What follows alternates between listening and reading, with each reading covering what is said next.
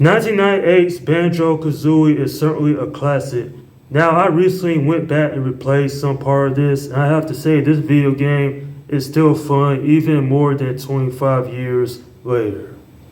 So the story of this one is that when the evil witch Grtilda ends up stealing Banjo's sister Tootie because she is jealous of the younger girl's beauty, then it's up to Banjo along with his friend Kazooie to go on this adventure in order to save her. And from there, it's certainly one of the best N64 games of all time. I have fond memories of this one. The graphics, the music, the characters, the story, it all comes together to make quite a remarkable game, even if it is outdated by today's standards.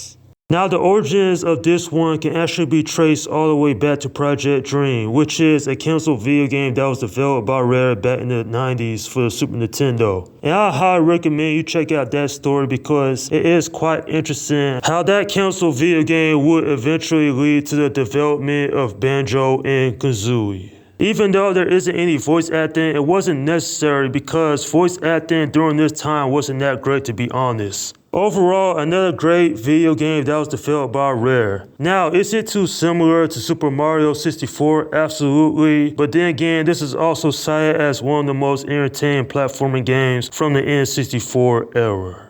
One thing this video game isn't good at is the camera. Like, it's not bad per se, it's just there are some parts in the video game where things are obstructed, you don't know what you're trying to get. It's like the same concept, and a lot of people had complained about that when this video game first came out. Now, I find it quite funny that Grtilda is jealous of Tootie. So jealous, I mean, she's a child and she goes and kidnaps her. But you know, the cool characters of Banjo and Kazooie definitely are interesting. Seeing this bird and bear team up, take out all these enemies, go into these 9 different worlds, and then all the collectibles. There is 100 jiggies and 900 musical notes. And not only that though, but there are so many interesting characters in this game.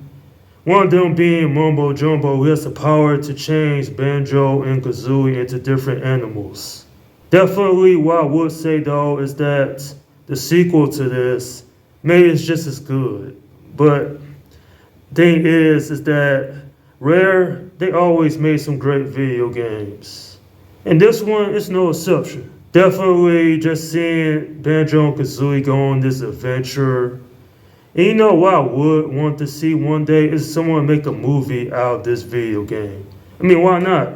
Super Mario Brothers got into adaptations. Why this video game never got in an animated film? Overall, when it comes down to it, this video game is very entertaining. It has some memorable characters. And even though it has some outdated gameplay mechanics, it still is one of the most interesting video games that Rare had ever made.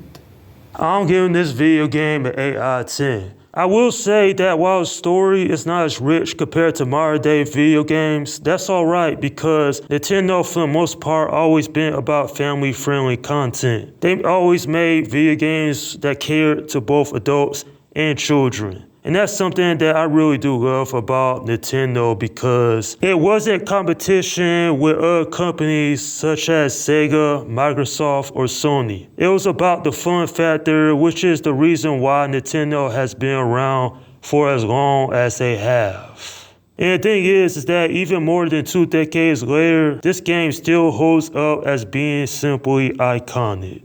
And that is my review of Banjo-Kazooie. Alright, leave your comments down below in the section and let me know what you think about this video game. Now, my review of Banjo-Tooie is going to happen sometime in the future. I just don't know when that'll be though. Okay, this is Slim Guy 172 saying peace out.